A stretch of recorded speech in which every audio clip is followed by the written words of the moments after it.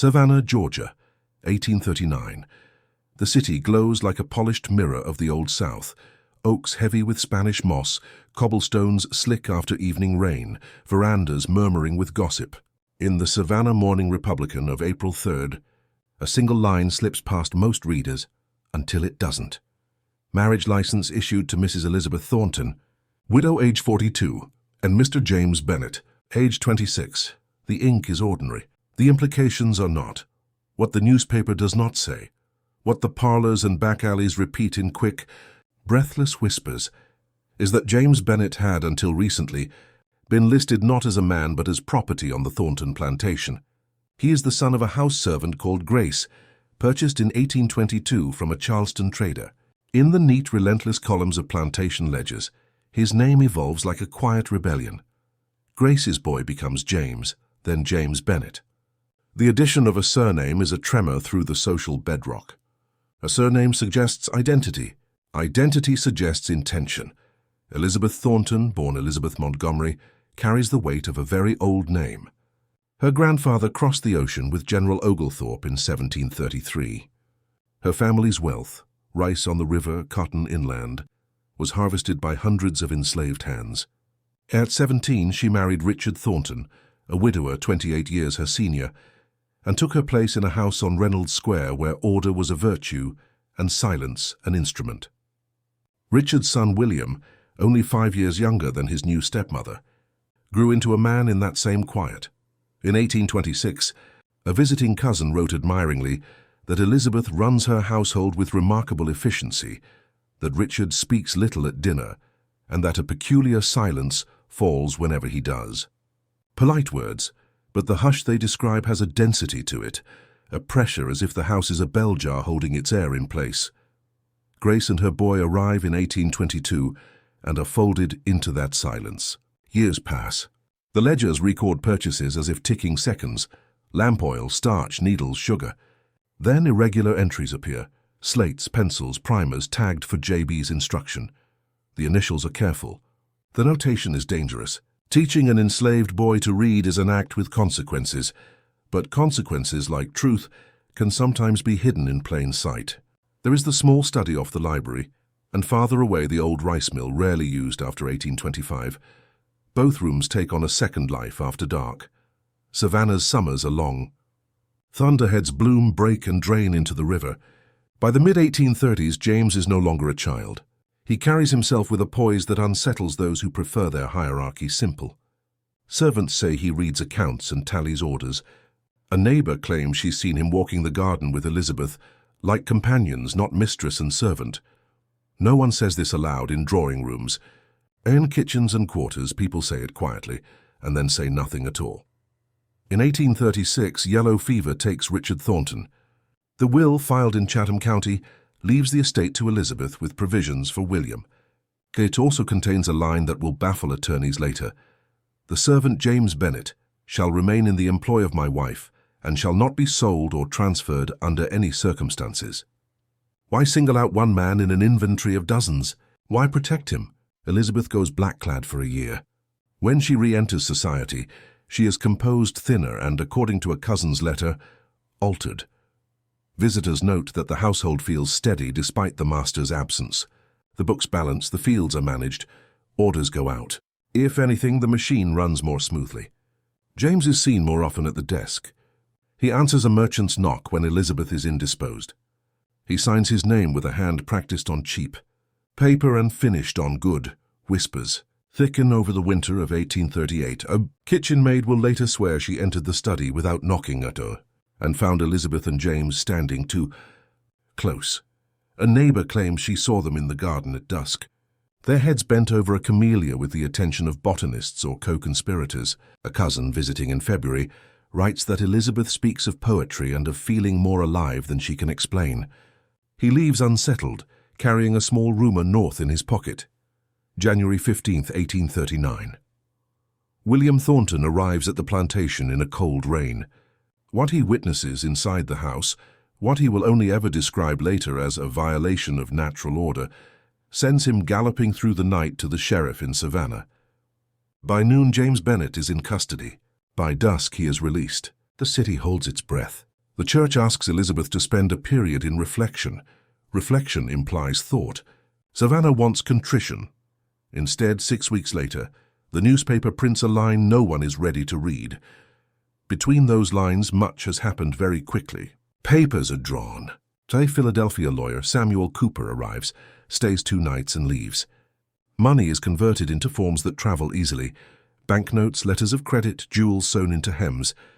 The Methodist Reverend John Baker, a man with abolitionist sympathies and a stout conscience, performs a ceremony in the parlor with 2 witnesses, Grace and Cooper.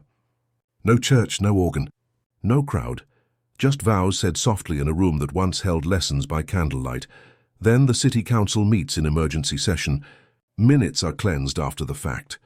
The Montgomerys announce that Elizabeth is no longer recognized as a daughter of our line. William petitions to have his stepmother declared incompetent. The judge, his uncle, recuses himself and writes to the governor in private. Torches gather at the plantation one night, but a widow with a shotgun on the porch stares them down. 2 days later, the sheriff returns to an empty house. The small study off the library has been stripped bare, and so the notice, 10 plain words bristling with invisible thorns, becomes more than a marriage. It becomes a fuse burning towards something no one can control. The search will begin in the morning. Ports will be watched, roads patrolled, doors knocked. But tonight, the rooms are quiet, the sheets drawn over furniture like shrouds, and the garden holds its own council beneath a sky clearing after rain. Savannah tells itself this is an aberration, a scandal, an illness to be quarantined and cured. Elizabeth Thornton and James Bennett tell themselves something else entirely, that naming a man is the first proof of his existence. That a book can be a key, that a door, once opened, can be closed again behind you. The notice sits on the breakfast table, staining fingertips with ink. By sundown, it will be clipped and saved in drawers, folded into prayer books and retold with new embellishments.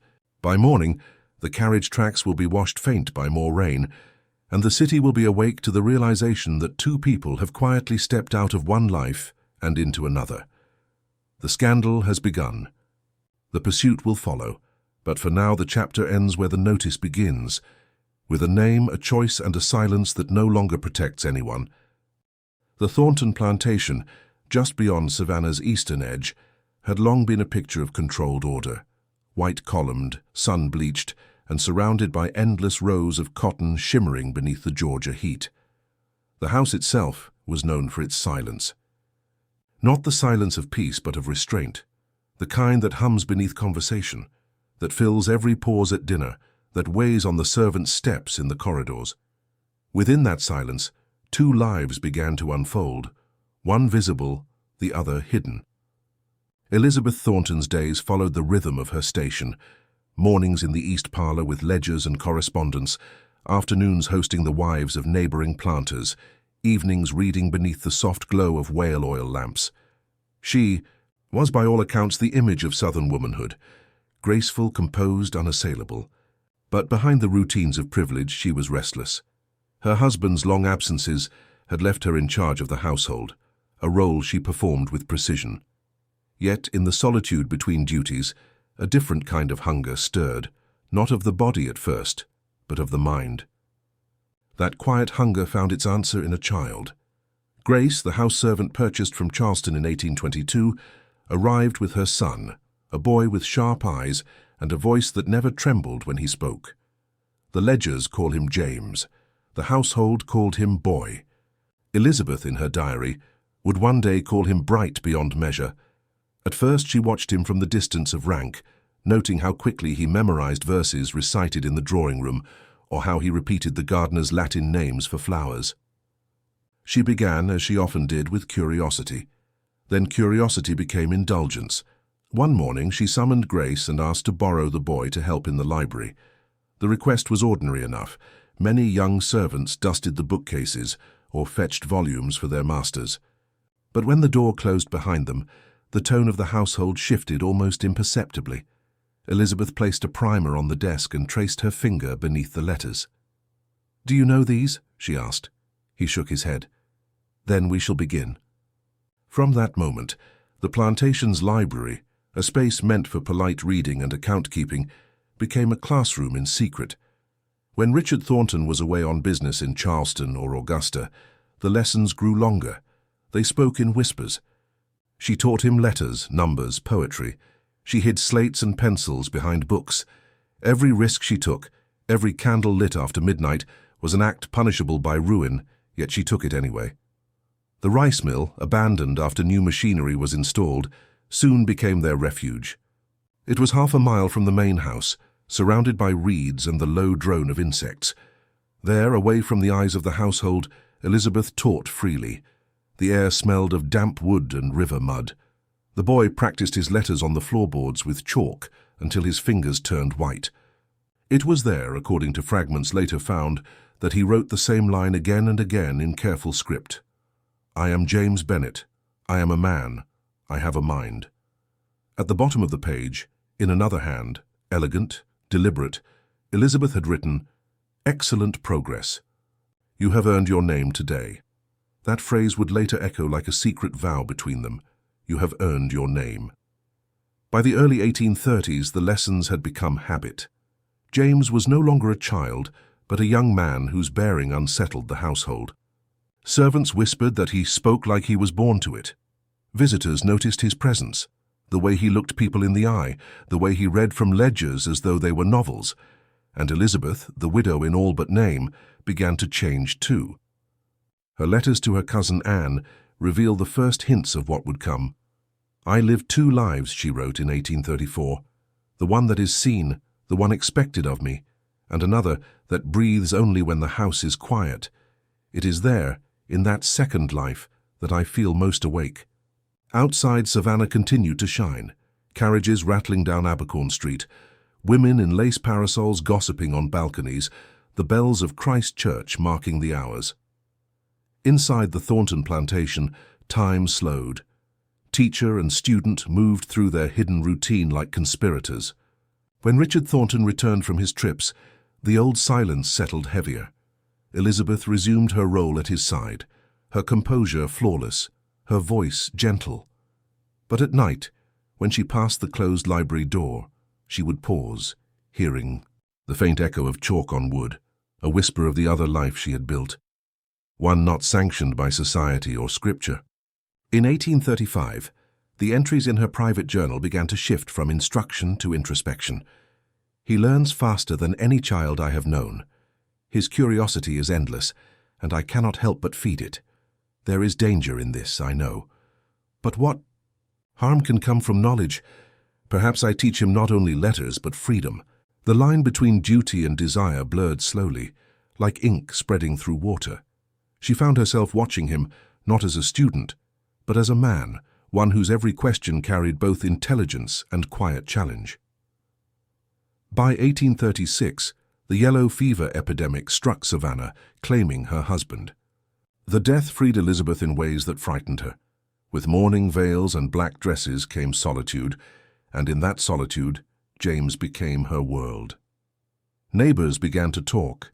A visitor described finding Elizabeth in simple attire, distracted, with James serving tea, as if he were a gentleman, not a servant. Another wrote that she seemed altered, luminous, as if sustained by a secret joy. It was more than joy. It was rebellion, disguised as tenderness. After Richard's death, Elizabeth found herself the sole master of Thornton Plantation, 47 enslaved souls under her control, a fortune in cotton, and a house that finally belonged to her alone. Yet the power meant nothing beside what she felt for the man she had once taught to read. Every evening she and James sat in the study, a room filled with the scent of old paper and camellias from the garden. They read Byron, sometimes aloud, sometimes in silence. Words blurred into glances, glances into touch, touch into something beyond the reach of language, and still they pretended. To the world, she was the mourning widow. To him, she was teacher, confidant, beloved. Within those walls, they became equals. Outside, the world sharpened its knives. By 1838, the hierarchy of Savannah society had begun to notice the cracks. Margaret Habersham, a neighbor, told investigators later that she had seen them walking together as companions rather than mistress and servant. The kitchen maid, Sarah Johnson, swore she had walked into the study and seen their hands touch, and they looked as if burned by it. Such stories, once whispered, take root quickly. By winter, the Thornton estate was no longer just a plantation, it was a rumour. Elizabeth declined social invitations. She refused suitors and avoided church. William Thornton, her stepson, began receiving letters, unsigned, malicious, warning that his family's name was being blackened by indecency. In December 1838, William wrote to his uncle, Judge Henry Thornton, "I have heard vile stories about my stepmother and one of her servants. I pray they are lies, but I fear they are not." The judge's reply was cautious but ominous. "There have been whispers in certain circles. Best handle this privately, before the city feasts upon it." And so, in January 1839, William rode through rain and mud to see for himself. What he found inside that quiet house, he would never fully record. Only this line survives from his later letter. "What I saw was a corruption of natural order so profound that I could not remain under that roof another hour without fear of committing violence." He left before dawn. By noon, the sheriff had arrived. James Bennett was arrested and released the same day. The Thornton plantation was silent once again. But beneath that silence, the second life, the hidden one, had already crossed a line that could never be uncrossed. Elizabeth had chosen her side, and James had chosen to stay. Together they began to plan the impossible, a life beyond Georgia, beyond the laws that named one of them property and the other forbidden. And in the candlelit study, amid the shadows of their defiance, Elizabeth wrote in her journal one final line for that year: "Knowledge has consequences. So does love I no longer fear either." January 1839 came to Savannah heavy with rain and rumour. The city, draped in damp moss and thick fog from the river, seemed to whisper through every shuttered window. It was a winter of secrets. And in the Thornton household, one final secret was about to come undone. For months, the plantation had operated under an uneasy rhythm. Elizabeth Thornton, now 3 years a widow, rarely left the estate. Her social calendar had emptied. Her family, humiliated by her silence and her stubborn refusal to remarry, had withdrawn entirely. Yet the plantation did not decay. Its books balanced. The crops came in. The servants worked with precision. To outsiders, it was as if she had learned to rule perfectly in her husband's absence. Inside, however, the house had changed. James Bennett no longer slept in the servants' quarters, but in a small room near the library. He answered correspondence, oversaw accounts, and often received merchants himself. More than one visitor left the house with the unsettling impression that they had conducted business, not with a servant but with a partner, Elizabeth. And James lived in a fragile equilibrium, one that could last only as long as no one dared look too closely. But William Thornton, Richard's son and heir, was already on his way. He arrived before dawn on January 15, 1839. The rain turning the red clay road into a ribbon of mud. His carriage stopped at the gates of the estate just as the first light crept over the fields. What he saw disturbed him before he even crossed the threshold. The servants moved about quietly, but there was no overseer giving orders, no visible mark of hierarchy. The place ran itself, as though discipline had been replaced by harmony. William dismounted, his boots sinking into wet earth. The house stood ahead, lanterns still burning in the windows. He entered without announcing himself, family privilege, and stepped into a silence that was deeper than memory. Some say he called for his stepmother and heard laughter. Soft, human, unmistakably intimate, from the direction of the library. He followed it down the hallway, the floorboards creaking under his weight. What he saw when he opened the door has been the subject of speculation for nearly 2 centuries. The record in his own hand, written later that night in the sheriff's office, offers only this: "I witnessed a corruption of natural order, an abomination against the sanctity of race and family. I could not remain within those walls another moment. I fled lest I bring violence upon myself or them." Whatever he saw, it was enough to shatter what remained of the Thornton family's reputation. The aftermath: by midday, the sheriff's men arrived at the plantation. James Bennett was taken into custody on charges that were never made public, and by the following morning dismissed without explanation. The arrest seemed more for show than for justice. a performance meant to restore a sense of order. Elizabeth remained in the house, outwardly calm. Witnesses recalled that when the sheriff informed her of the accusations, she stood by the parlor window and said only, "There are things in this world beyond your understanding." So she was neither charged nor detained. But that night, a quiet verdict was rendered by Savannah society itself. The city's churches refused her entry. Her cousins in the Montgomery line issued a public notice disowning her. Invitations ceased entirely, and yet Elizabeth did not yield.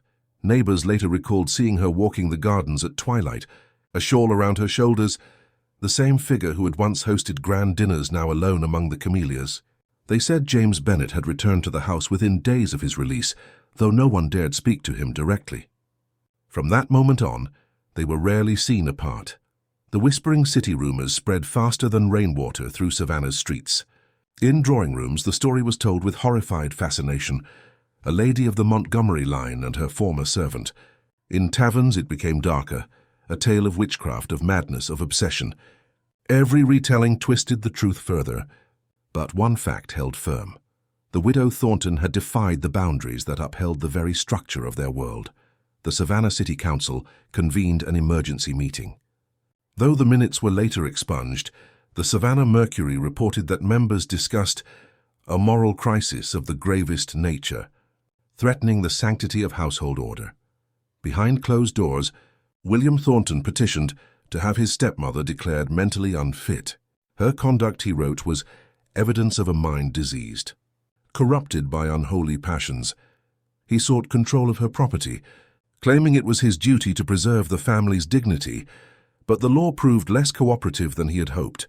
Elizabeth had been careful. All assets were in her name, all debts settled, all documents in perfect order. Judge Henry Thornton, William's uncle, quietly recused himself, citing family ties, but privately urged the governor to intervene. Still, the law could do nothing against what it could not name. The night of the torches on the evening of April 10, 1839, a dozen men rode out to the Thornton plantation under cover of darkness. Among them were William Thornton's overseer, 2 members of the city council, and several local merchants, men who believed they were restoring decency. They found the house lit from within. Elizabeth appeared on the porch, a lantern in one hand, a shotgun in the other. Her hair was unbound, her expression unreadable. "Where is the man?" one of them shouted. "This is my property," she answered, her voice steady. "And my choice. Leave or face the consequences." The men hesitated. The light flickered across her face, and for a moment they saw not madness but conviction, a certainty that frightened them more than any crime could have. They retreated into the night, vowing to return with the sheriff. When they did, 2 days later, the house was empty. The furniture was covered with sheets. The fires were out. The study, the room where lessons had once been taught and vows exchanged, was stripped bare. No books, no papers, not even the faint outline of dust where something might have been. It was as if the occupants had left not in flight, but in deliberate silence. The vanishing. The search began immediately. William hired private investigators. The ports were watched. Carriages stopped and inspected, yet no trace of the couple was found. A station master in Charleston claimed he had seen a well-dressed colored man and a pale woman boarding a northbound train. A ship captain in Wilmington swore he had transported a mixed-race couple to Boston under assumed names. But none of these accounts could be proven. Savannah's fury cooled into embarrassment, and the official story hardened. Elizabeth Thornton had lost her reason and fled with her servant into ruin. William sold the plantation that autumn. He would never again speak her name. The hidden room 5 years later, in 1844, carpenters renovating the Thornton house discovered something beneath the floorboards of the small study, a sealed journal, wrapped in oilcloth and bound in leather. It was turned over to Judge Henry Thornton, who read it in one sitting and locked it in his safe. 3 weeks later, he was dead of apoplexy. His widow claimed she burned the journal, calling it a vessel of contamination. But years later, a clerk confessed to copying a few pages before it was destroyed. Those pages would resurface more than a century later, in the Harvard archives, and reveal that the journal had belonged to Elizabeth herself. In one of the earliest entries, dated 1822, The year Grace and her son arrived, she had written, "The boy shows a quickness of mind that astonishes me. R says I indulge my curiosity too much, but I cannot help myself. There is something in his eyes, not submission but awareness." And in one of the last entries written just before the scandal broke, "Tomorrow everything changes. We will leave this place behind. I know what we risk, but for the first time I am choosing, not being chosen for." When the sheriff's men found the house empty, they believed the story had ended. But it had only moved beyond their reach. Elizabeth Thornton and James Bennett had not fled in shame. They had escaped in purpose, with new names, false papers, and the kind of resolve that comes only to those who have already lost everything society values. The notice of their marriage in the Savannah Morning Republican had been the beginning of a legend.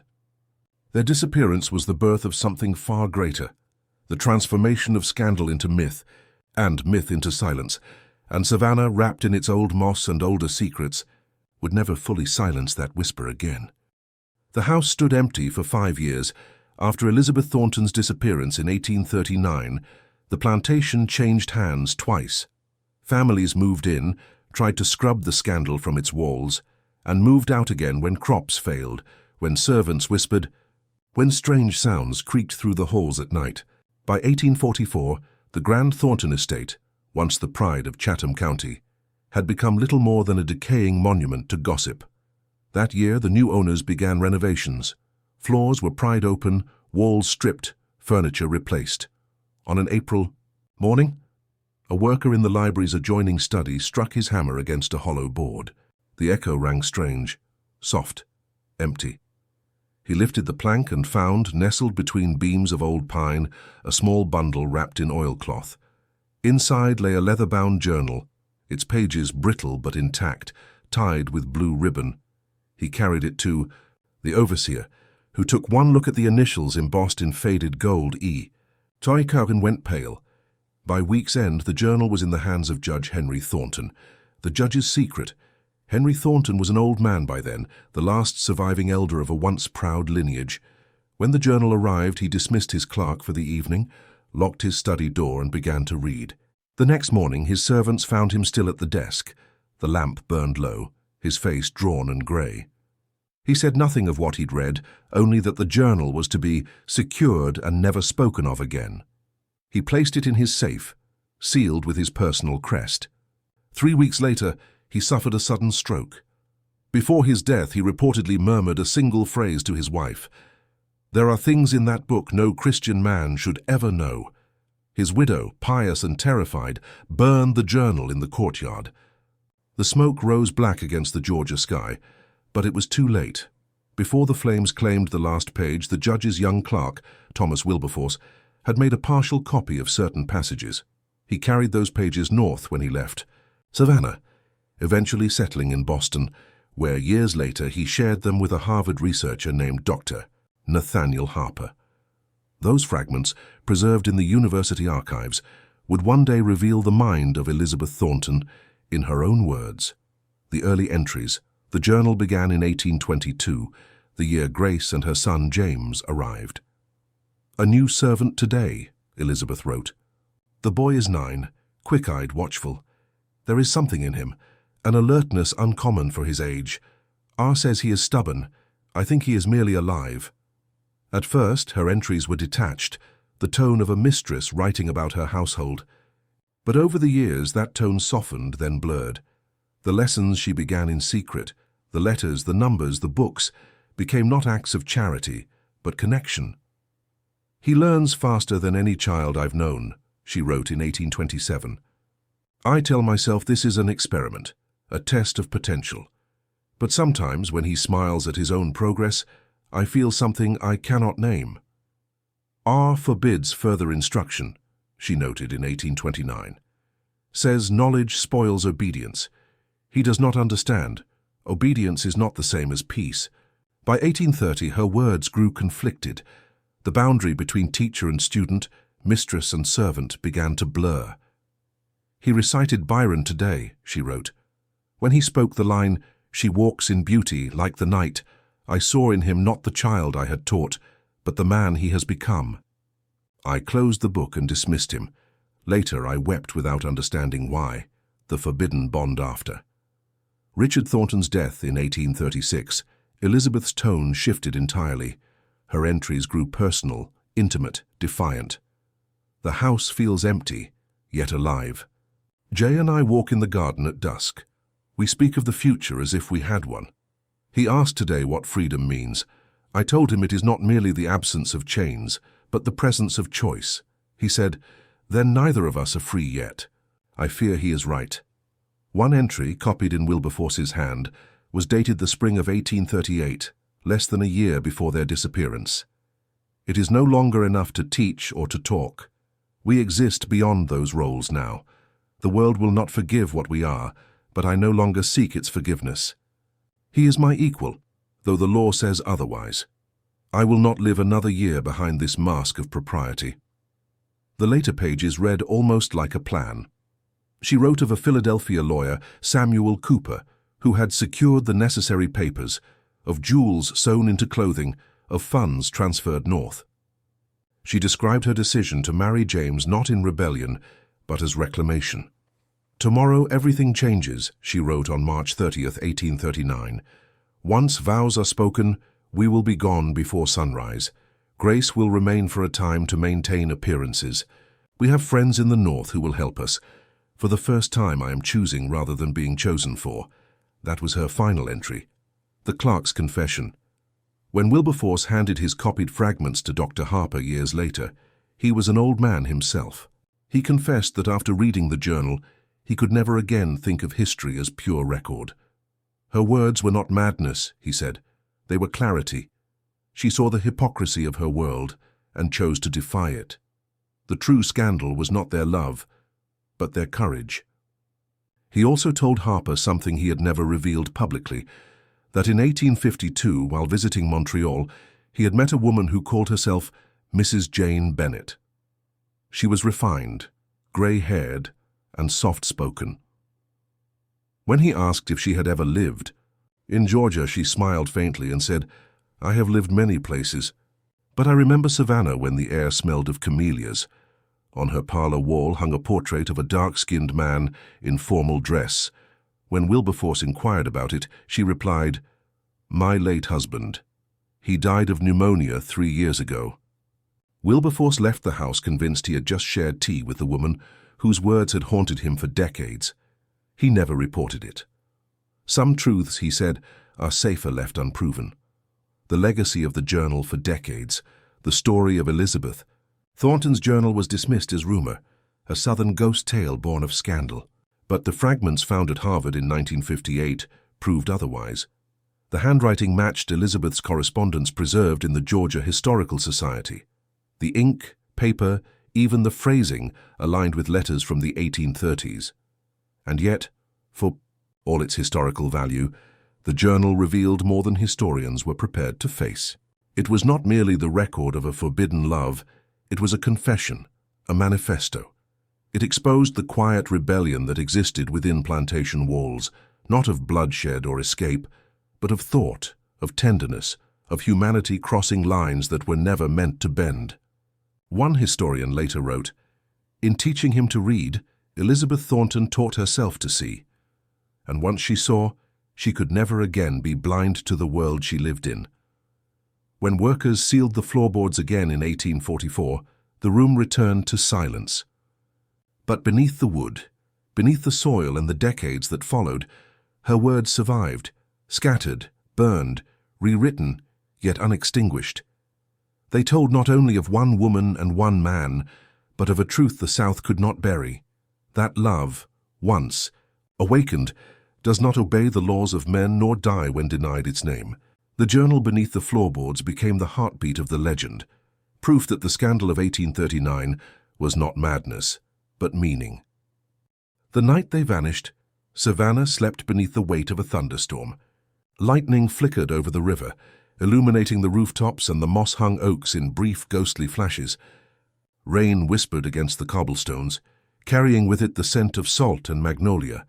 Inside the Thornton house, a candle burned low in the study, the same room where words had once been whispered between teacher and student, mistress and servant.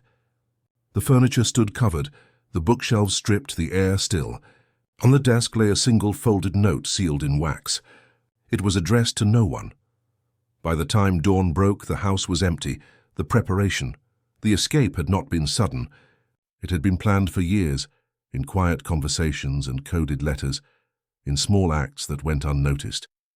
Elizabeth had liquidated much of her fortune in the months before, selling jewelry, converting her assets into letters of credit and portable wealth.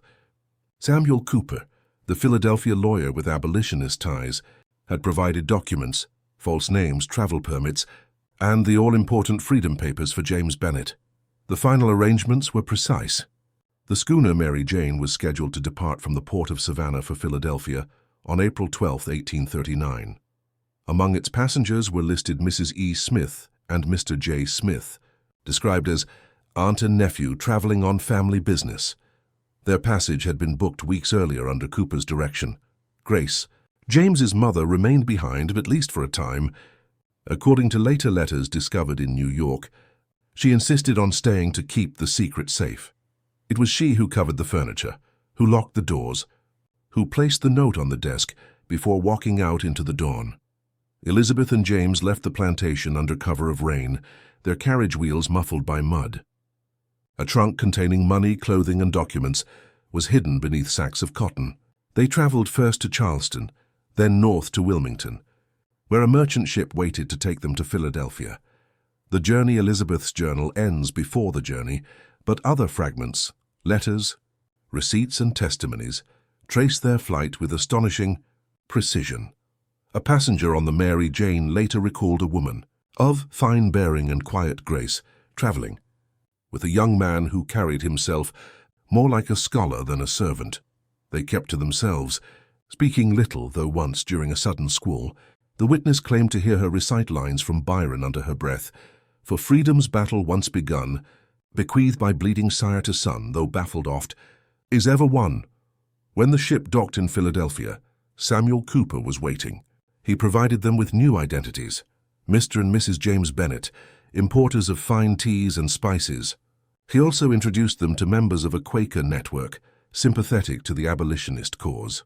For several weeks they remained in a rented townhouse near the Delaware River, finalizing plans for their move to Canada. There, for the first time, James Bennett walked the streets as a free man.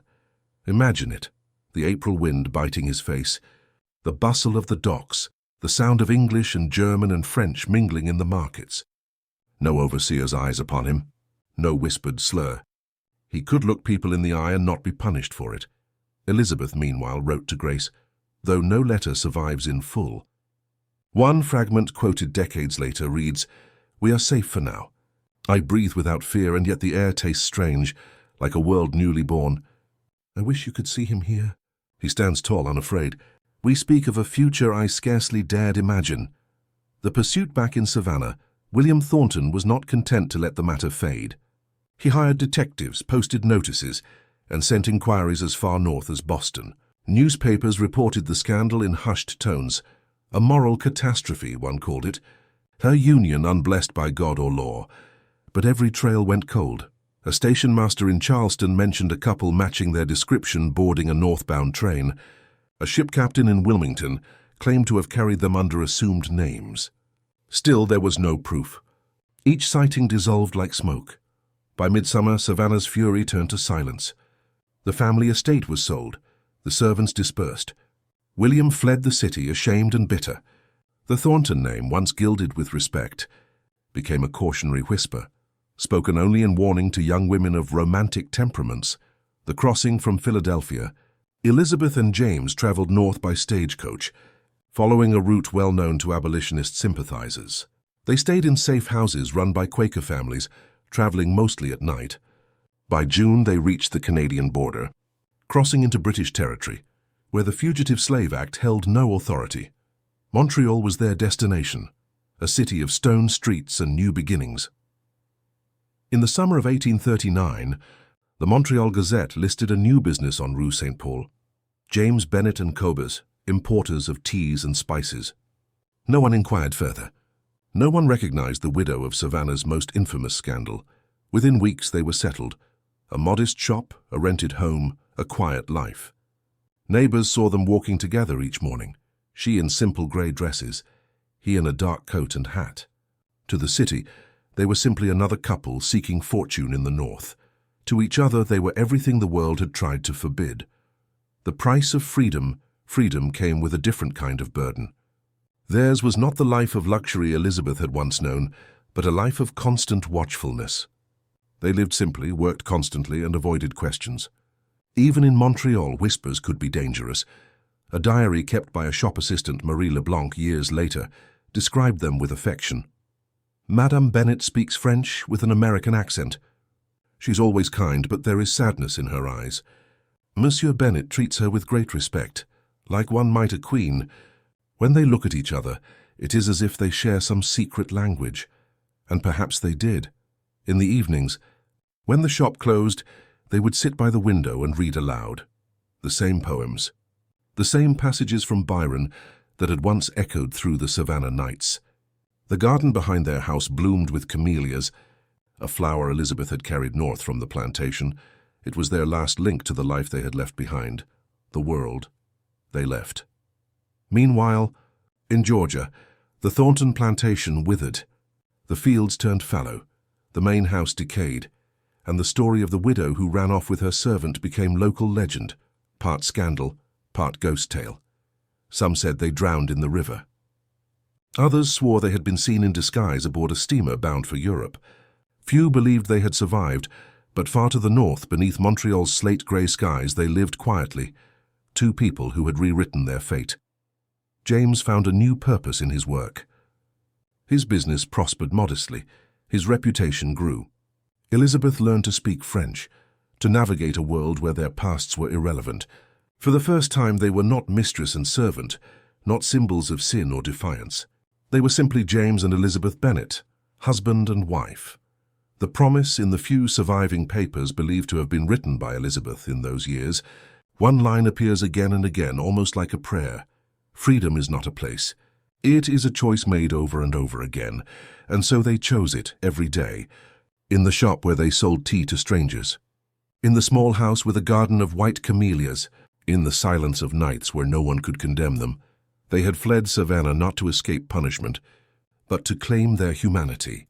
What they could not know was that, even as they built their life in the north, their story would refuse to die in the south. The journals, the ledgers, the rumors, all of it would linger, waiting to be unearthed more than a century later. But for now, and for those brief, stolen years, Elizabeth Thornton and James Bennett were free, and that, perhaps, was the truest act of rebellion the Old South had ever seen. For a time, the world forgot them. By the early 1840s, the city of Montreal had become a mosaic of languages and new beginnings. French merchants, Irish laborers, and refugees from the American South all shared its narrow streets.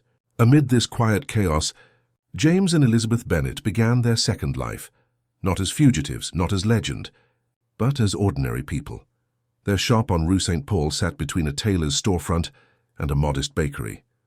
The sign above the door read Bennett & Company, importers of teas and spices. Inside, the air was fragrant with cardamom, cinnamon, and the faint trace of camellias Elizabeth had pressed between the pages of her books. The business was small but steady. Ships from the Indies arrived regularly through the port. The Bennett's tea came in barrels and wooden chests, stamped with foreign letters. Each morning, James unlocked the door, rolled up his sleeves, and greeted customers in English, French, or hesitant gestures when words failed.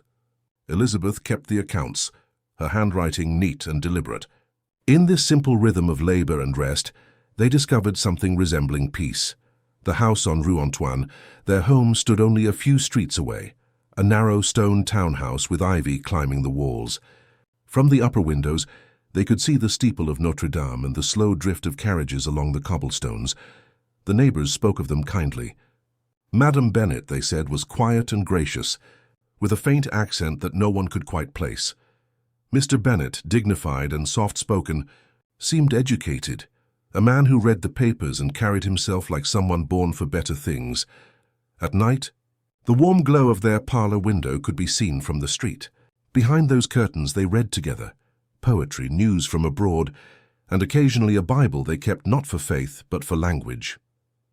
Elizabeth's voice would linger on familiar lines, and James would listen, eyes half closed, as though each word rebuilt the home they had left behind. Marie Leblanc, their young assistant at the shop, later wrote in her diary, "They are unlike any couple I have ever met. They speak to each other as equals, always with kindness. When she looks at him, it is not as a woman looks at her husband, but as one soul recognizes another." The birth of Grace in the spring of 1846, Elizabeth gave birth to a daughter. They named her Grace after James's mother, the woman who had stayed behind in Savannah to protect them. The birth was quiet, witnessed only by a midwife and a neighbor. The records from a small Methodist chapel in the St. Antoine district list the baptism of Grace Bennett, child of James and Jane Bennett. Born April 14, 1846, the child had her mother's grey eyes and her father's deep, smooth complexion. The combination turned heads in the streets but drew no questions, not in Montreal, where colour, language and faith already mixed in strange ways. To Elizabeth, Grace was proof that their love had not only survived, but transformed, that something new and free could grow from the ruins of a forbidden past. "She is the bridge between worlds," Elizabeth wrote in a letter never sent. "The living answer to every law that said we could not exist." Shadows from the South for nearly a decade, their lives passed in gentle repetition. The shop prospered modestly, the house filled with books and laughter. James found solace in the work of his hands, in the rhythm of commerce, in the small dignity of being called Mr. Elizabeth grew fond of the seasons, the way snow blanketed the rooftops in winter, the thaw that came each spring. But peace is never without its shadows.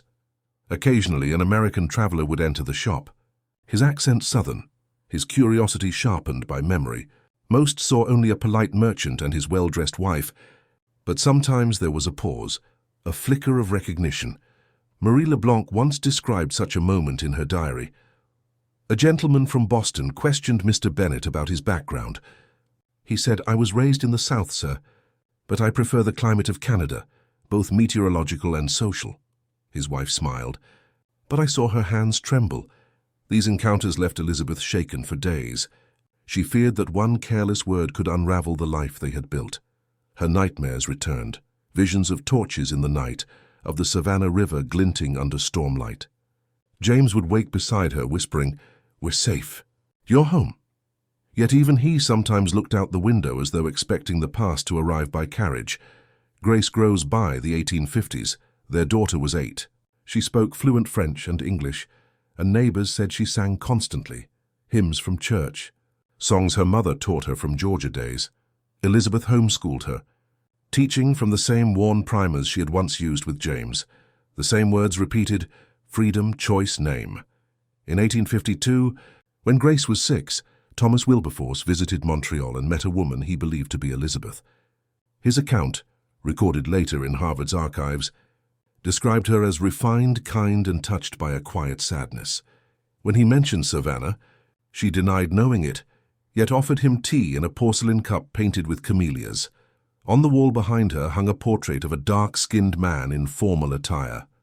When asked who it was, she smiled faintly. "My late husband," she said. "He passed from pneumonia 3 years ago." Wilberforce left the house certain he had spoken to Elizabeth Thornton. Whether James truly died in 1849, or whether his death was another concealment, remains uncertain. What is known is that from 1850 onward, the shop changed hands.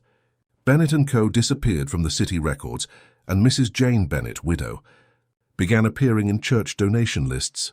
The widow of St. Henri by 1852, Elizabeth had moved to a quieter suburb, St. Henri, then a small township outside Montreal. There she purchased a modest home with the remaining funds she and James had saved. The deed listed her as Jane Bennett, widow. Age 55, neighbors remembered her as gentle but solitary, often seen walking with her daughter in the evenings, carrying a basket of flowers, always camellias. It was here, in her final years, that she began writing again. Not a journal but fragments, letters, reflections, verses. Only one survives, found decades later folded between the pages of a book of Byron's poetry. Freedom is not the absence of chains, but the silence of those who would have used them. We pay dearly, yet I would pay again. In every heartbeat of our child he lives. In every breath she takes I remember why we fled. The passing Elizabeth Bennett, once Elizabeth Thornton of Savannah, died quietly in 1869 at the age of 72. Her obituary in the Montreal Gazette was brief. Mrs. Jane Bennett, formerly of the United States, beloved widow of the late James Bennett, remembered for her kindness and charity. Survived by her granddaughter, she was buried in a small plot beside another grave marked only with the years. 1822-1849, the lifespan of James Bennett. When the cemetery was relocated a century later, both graves were moved to a common field, their names lost to time. Only the records remain, faint handwriting on yellowing paper, tucked between pages of history books few ever read. The legacy Grace Bennett would grow to adulthood in Canada, marry, and have children of her own. Her descendants, if they exist, are scattered and unnamed. Yet their blood carries a legacy born in defiance, the story of a woman who refused silence and a man who refused to remain property. Long after the Thornton house crumbled, after Savannah rebuilt itself atop its own buried sins, the legend of the widow and her servant lived on, not as a ghost story, but as a testament, because somewhere between the ink of her letters and the breath of their child, Elizabeth and James preserved something indestructible, a truth whispered across generations, that love, once chosen, can outlive the chains that tried to contain it. More than a century passed before anyone spoke the names Elizabeth Thornton and James Bennett again. By the 1960s, Savannah had remade itself, a city of tourists and ghosts, where history was polished for photographs, but its shadows left intact. The Thornton plantation had long vanished beneath paved streets and tidy homes. The scandal that once threatened to tear apart the social order was nothing more than a footnote, a half-remembered whisper buried in parish records and yellowed court files. Then a scholar came looking.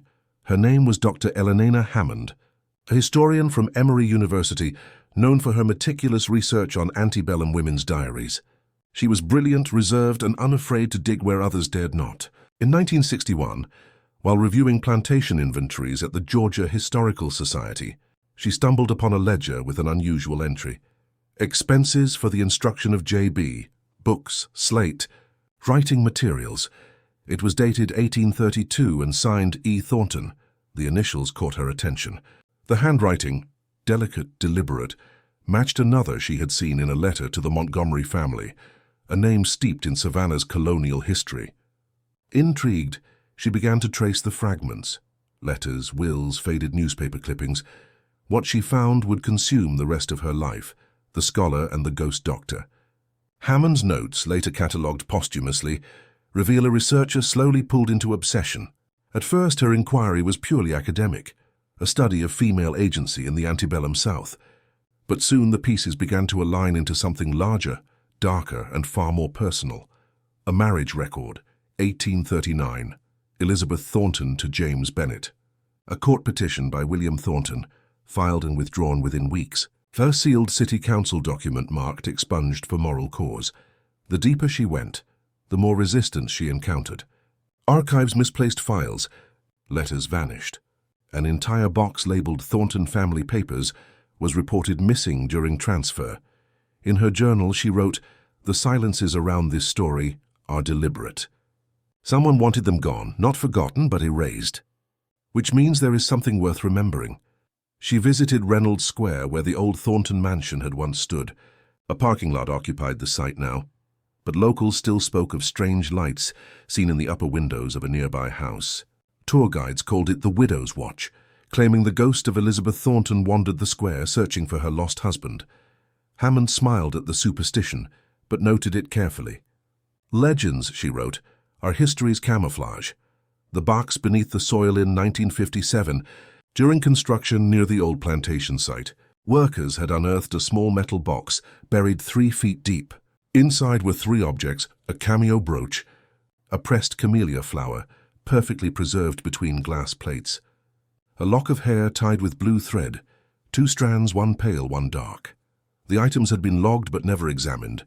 They were collecting dust in the archives when Hammond requested access.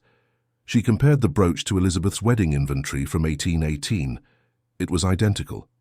The flower, she discovered, was a rare variety of camellia hybridized on the Thornton plantation, extinct since the 1850s. Under magnification, the lock of hair appeared to belong to two individuals intertwined. She wrote in her report, "If symbolic, it is a confession. If real, it is love made visible." But the most chilling note came at the end. Who buried this box and why now? The Montreal connection. Among the papers Dr. Hammond uncovered was an unpublished memoir by an obscure 19th century historian, Thomas Wilberforce, stored in Harvard's archives. Within it were copies of passages from Elizabeth Thornton's lost journals and a final entry referencing Samuel Cooper of Philadelphia, and a network of Northern allies. Wilberforce also claimed to have met Elizabeth herself under another name. In Montreal in 1852, that clue sent Hammond north. In March 1963, she traveled to Montreal on a research grant, writing to her department chair that she had found evidence that will rewrite this chapter of Georgia history. She booked a room at the Hotel Ritz-Carlton and spent 3 days visiting churches, cemeteries, and local archives. On the evening of April 5th, she telephoned a colleague, her voice trembling with excitement. "I found them," she said. "Not just their names, their resting place. The records are real. They survived." It was the last time anyone heard from her. The disappearance when hotel staff entered her room 2 days later. It was empty. Her suitcase was open on the bed, her notebooks gone. Only one thing remained, a pressed camellia resting on the pillow. Police later found her 3 days afterward, wandering disoriented near Mount Royal Cemetery. She had no memory of the missing days. Her research materials, hundreds of pages of notes, had vanished completely. Dr. Hammond never returned to academia. She resigned from Emory that autumn, moved to a small cottage near Macon, and refused all interviews. To colleagues who asked about the Thornton case, she would only say that some stories don't want to be told again. She died in 1968, the sealed envelope after her death. Her effects were sent to the university for cataloguing. Among them was a sealed envelope labeled, "Not to be opened until 50 years after my death." The administration ignored her request. In 1969, fearing it contained confidential material, they opened it under legal supervision. Inside was a single folded sheet of paper. Written in Hammond's precise hand were the words, "They survived. They lived. Their descendants walk among us still." Beneath it was an address in Montreal, the name of a cemetery that had since been relocated. The paper was quietly confiscated by university officials. No record of its current location exists. The echoes of evidence, though Hammond's notes were mostly destroyed, fragments of her correspondence survive. In one letter to a colleague, she wrote, "The deeper I go, the more I sense resistance, as if the past itself is guarding them. Documents appear, then vanish. Records refile themselves incorrectly. One clerk looked at me and said, 'You shouldn't be asking about that family, ma'am. They're not the kind of ghosts that stay quiet.'" After her disappearance, archivists noticed something peculiar. The old ledgers she had cited, the ones referencing J.B.'s instruction, were gone again. Their catalogue numbers now pointed to entirely unrelated collections, almost as if the archives themselves were rewriting the story. The legend reborn by the 1970s. Savannah's tour guides had already woven the tale into their nightly routes. The widow who defied society, the servant who loved her, the plantation that vanished beneath the city's modern streets. But it was Hammond's unfinished research that gave the legend its haunting new life. Visitors still claim to see faint lights moving behind the windows of a house near Reynolds Square, to hear the faint sound of poetry recited on humid April nights. Some swore that the scent of camellias would appear suddenly on the breeze, sharp, sweet, unmistakable. Even when no flowers bloomed nearby, locals called it the widow's breath. But among historians, the story of Dr. Elena Hammond became the real mystery. The scholar who chased the truth into the dark and returned without her memory, leaving behind only one impossible sentence. They survived, a whisper. Through time, perhaps that was always the point. Elizabeth Thornton and James Bennett had written their defiance not for their own age, but for every generation that followed, for the scholars who would search, the skeptics who would doubt, the descendants who would wonder why their grandmother's eyes were grey, and her skin carried a faint bronze tone that no one could explain. Hammond's disappearance only deepened their immortality. Her unfinished work became another fragment in a chain of evidence that refuses to close. Because even now, beneath Savannah's manicured beauty, beneath the weight of its history and silence, there remains a question that will not die. If love could survive the laws of slavery, exile, and erasure, what else might still be alive beneath the moss and stone? It was spring again in Savannah. The year was 1969, 130 years after the scandal that had once ignited whispers from Charleston to New Orleans. The city had grown bright and old at once, magnolias blooming along Abercorn, Spanish moss trailing from the oaks like cobwebbed lace, and tourists filling the squares with laughter they mistook for history. But history is never silent in Savannah. It lingers, patient as the tide. And on a warm April afternoon, when the air smelled of salt and jasmine, a woman arrived at the Georgia Historical Society, asking to see whatever remained of the Thornton Plantation records. The woman with the grey eyes, the archivist on duty that day, Mr. Harold Kingsley, a meticulous man with a fondness for forgotten details, would later recall the visitor with unusual clarity. She was in her 70s, he said, elegantly dressed in a linen coat despite the heat. Her skin was a soft bronze, her hair silver-white pulled back neatly. But it was her eyes that unsettled him, grey, the colour of river fog. When she spoke, her voice carried a faint northern cadence, touched by something older, softer, perhaps French. "I'm researching my family history," she said. "I believe my ancestors once lived near Reynolds Square." She did not give a name at first.